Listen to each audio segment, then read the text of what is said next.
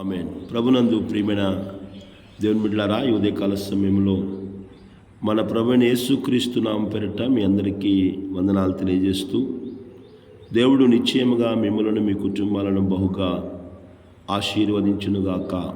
ఆమేన్. విశేషమైన తన కృపచేత దేవుడు నింపి మిమ్మల్ని నడిపించునుగాక. ఆమేన్. కృపయు కనికరమును సమాధానమును దేవుడు మీకును మీ కుటుంబాలకును విస్తరింపచేయునుగాక. ఆమేన్. దేవుని బిడ్డలారా, ఈ చదవబడిన భాగంలో నుంచి కొన్ని మాటలను మనం జ్ఞాపకం చేసుకుందాం. గత కాలంలో యొక్క భాగాన్ని మనం ధ్యానం చేసి ఉన్నాం. ఆమోసు గ్రంథము 8వ అధ్యాయము 12వ వచనాన్ని మనం చదివినట్లయితే, ఆమోసు సేవ చేయుచున్న కాలంలో ఇశ్రాయేలు ప్రజలు దేవుని వాక్కులను నిర్లక్ష్యం చేసి, దేవుని మాటలను త్రోసివేసి, దేవుని మాటలను లెక్క చేయకుండా ఉండటాన్ని బట్టి దేవుడు ఆ దేశంలో క్షేమాన్ని కలుగజేశాడు. దేవుని వాక్యము దొరకని పరిస్థితులను దేవుడు కలుగజేసినప్పుడు, ఏదైనా ఒక వస్తువు కానీ ఒక వ్యక్తి కానీ మన జీవితంలో మనకు దూరమైనప్పుడు వారి యొక్క విలువ అర్థమవుతూ ఉంది. దేవుని వాక్యము ఆ దేశంలో ఆగిపోయినప్పుడు, ప్రకటన లేనప్పుడు, దేవుని వాక్యము లేని ఆ ప్రజలు, దేవుని బిడ్డలారా, ఆ వాక్యము కోసము వారు చేస్తున్న పని ఏంటంటే, వాక్యమును వెదుకుటకై ఈ సముద్రము నుండి ఆ సముద్రం వరకును, ఉత్తర దిక్కు నుండి తూర్పు దిక్కుల వరకును సంచరించుదురు కానీ అది వారికి దొరకదు. దేవుని బిడ్డలారా, వాక్యము లేనప్పుడు వారికి వాక్యము విలువేంటో అర్థమవుతూ ఉంది. నేటి కాలంలో ప్రజలకు కూడా అనేక రకాలుగా విరివిగా దేవుని వాక్యాన్ని ప్రకటించబడుతూ ఉంటే, వాక్యము యొక్క విలువ తెలియని వ్యక్తులుగా అనేకులు నడుచుకుంటూ ఉన్నారు. వాక్యమును మనము సమకూర్చుకోవాలి, వాక్యాన్ని మనం వినాలి, వాక్యాన్ని మన హృదయంలో భద్రపరుచుకోవాలి. మరియా అనే ఒక స్త్రీ యేసు ప్రభు మార్తా మరియా ఇంటికి వెళ్ళినప్పుడు, మార్తా పనులలో పడి తన పని చేసుకుంటుంది, కానీ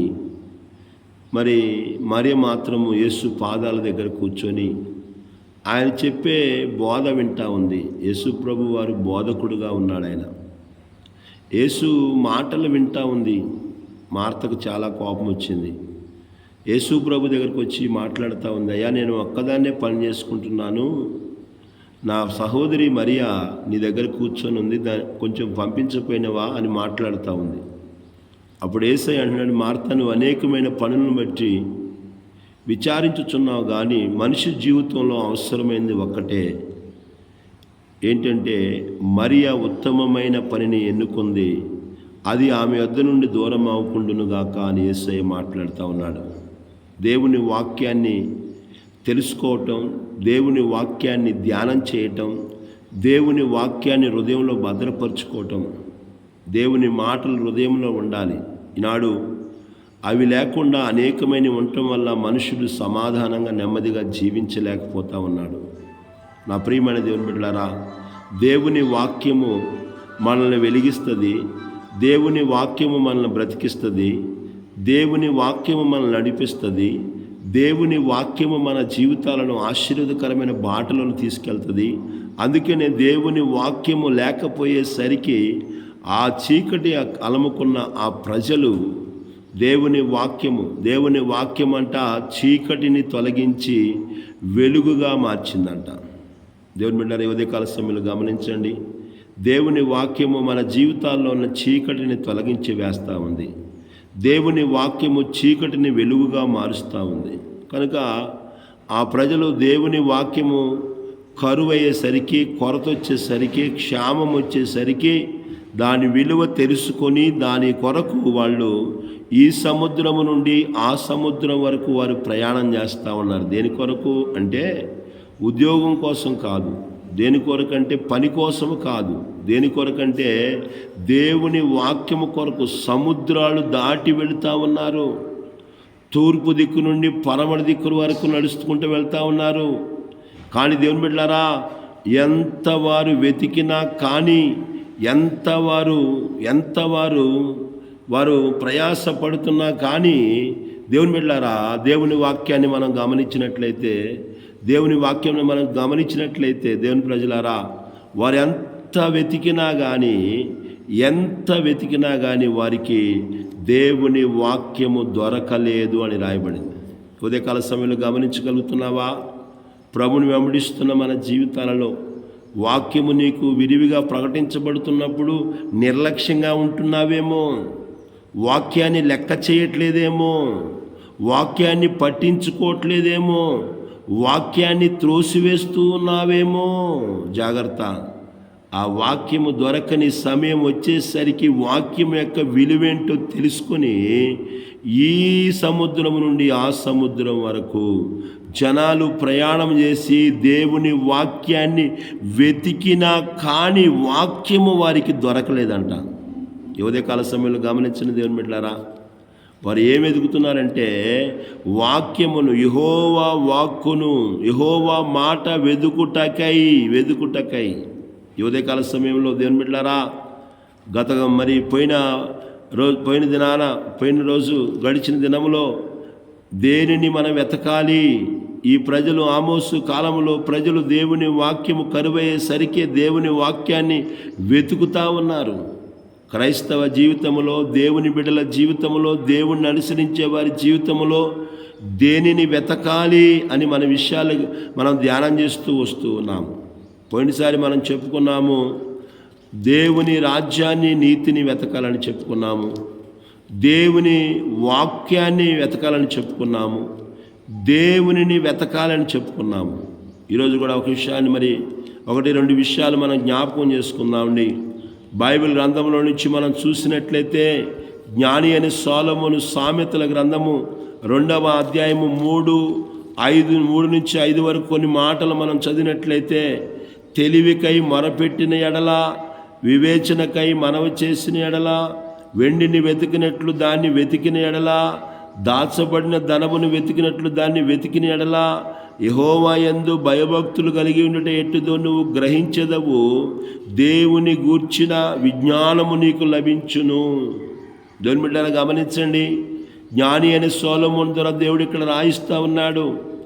దేనిని మనం వెతకాలంటే దేవుని యొక్క జ్ఞానమును మనం వెతకాలి, దేవుని జ్ఞానాన్ని వెతకాలి. ఎందుకు దేవుని జ్ఞానము?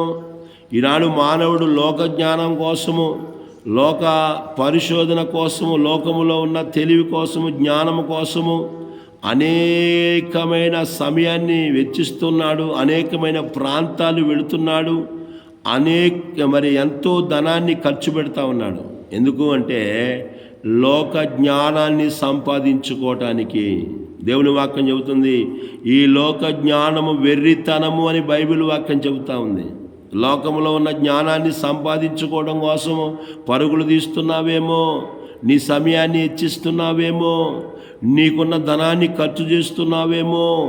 లోక జ్ఞానము వెర్రితనమని బైబిల్ చెబుతుంది. కానీ దేవుని జ్ఞానాన్ని మనం కలిగి ఉండాలి. దేవుని దైవికమైన జ్ఞానము. దేవుని బిడ్డలారా, జ్ఞానము, దైవికమైన జ్ఞానము నిన్ను దేవునిలో నడిపిస్తుంది. దైవికమైన జ్ఞానము నిన్ను బలపరుస్తుంది.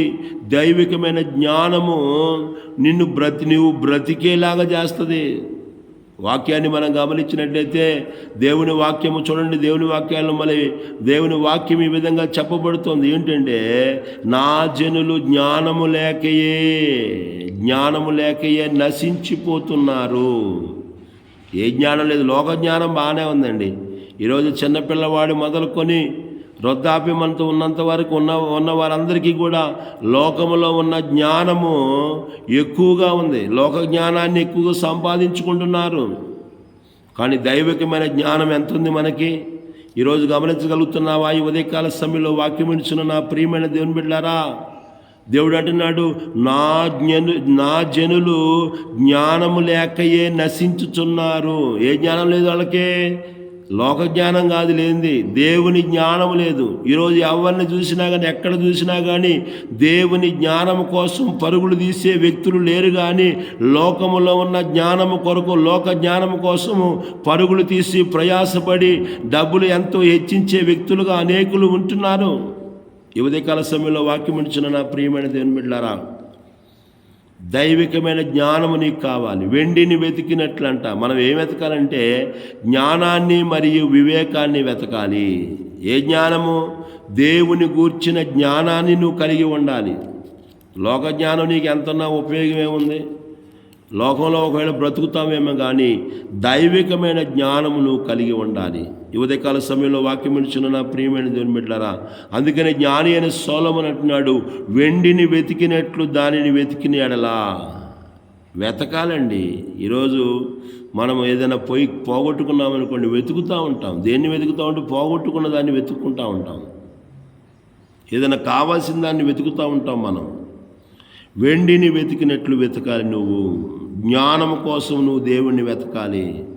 బైబిల్ వాక్యాన్ని మనం గమనించినట్లయితే జ్ఞానం కోసం దేవుణ్ణి అడగమని చెబుతుంది. ఎవరికైనా జ్ఞానం కొద్దిగా ఉందా నన్ను అడగాలని చెప్పి యాకోబు పత్రికలో రాస్తూ ఉన్నాడు. ఆయన ఎవరిని కూడా గద్దించేవాడు కాదు. దైవికమైన జ్ఞానము నిన్ను బ్రతికిస్తుంది. దైవికమైన జ్ఞానం నిన్ను పాడవకుండా చేస్తుంది.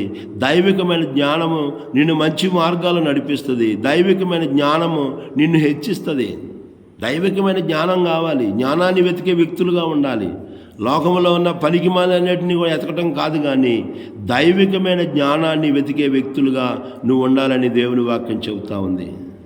దేవుని బిడ్డలారా, పేతురు రాసిన మొదటి పత్రిక 3వ అధ్యాయము 11వ వచనాన్ని మనం చదివినట్లయితే అక్కడ అపోస్తులుడైన పేతురు చేత దేవుడు రాయిస్తున్న మాటలను మనం గమనించినట్లయితే దేవుని ప్రజలారా, పేతురు రాసిన మొదటి పత్రిక 3వ అధ్యాయము 11వ వచనాన్ని మనం చదివినట్లయితే, అతడు కీడు నుండి తొలగి మేలు చేయవలెను, సమాధానమును వెతికి దాన్ని వెంటాడవలెను. రెండోదిగా మనం వెతకాల్సింది ఏంటంటే సమాధానాన్ని వెతికి వెంటాడాలి. సమాధానాన్ని వెతకాలండి. ఈరోజు సమాధానం లేక ప్రజలు మరి తలడిల్లిపోతూ ఉన్నారు. ఏ వ్యక్తి జీవితంలో చూసినా, ఏ కుటుంబ జీవితంలో చూసినా, ఎక్కడ చూసినా కానీ, ఏ స్థలాల్లో ఏ పరిస్థితుల్లో చూసినా కానీ సమాధాన వాతావరణం కనబడట్లేదు. ఈరోజు సమాధానం లేని స్థితిలో కలవరాలు, భయాలు, ఆందోళనలు, ఇలాంటి పరిస్థితులు ఈనాడు మానవుడు ఎదుర్కొంటున్నాడు. నా ప్రియమైన దేవుని బిడ్డలారా, సమాధానమును వెతికి వెంటాడుము అంటున్నాడు. సమాధానాన్ని నువ్వు కలిగి ఉండాలి. సమాధానాన్ని వెతకాలి నువ్వు. ఈరోజు మనిషి డబ్బులు వెతుకుతున్నాడు, పని వెతుకుతున్నాడు, ఉద్యోగాన్ని వెతుక్కుంటున్నాడు, ఎన్నెన్నో వెతుక్కుంటున్నాడు, కానీ సమాధానాన్ని వెతుక్కుంటున్నావా నీవు? సమాధానం ఎవరిస్తారు అంటే దేవుడిచ్చేది. అది దేవుడు సమాధానాన్ని ఇచ్చేవాడు. వాక్యం చెబుతుంది, నా శాంతినే మీకు అనుగ్రహించుచున్నాను, మా శాంతిని మీకు అనుగ్రహించి వెళ్ళుచున్నాను అంటున్నాడు యేసు ప్రభు వారు. లోకం ఇచ్చే శాంతిని కాదు నేను నీకు ఇస్తుంది, నా శాంతిని ఇస్తున్నాను. దేవుని బిడ్డరా, యేసు ప్రభు వారు సమాధానకర్త. ఆయనకున్న పేరేంటంటే సమాధానకర్త అని అతనికి పేరు పెట్టబడును. ఈరోజు కుటుంబంలో సమాధానం ఉందా? వ్యక్తిగత జీవితంలో సమాధానం ఉందా? సమాజంలో సమాధానం కలిగి నడుచుకుంటున్నావా? ఇరుగు పొరుగు వారితో సమాధానం కలిగి ఉంటున్నావా? ఒకసారి పరిశీలన చేసుకోవాలి.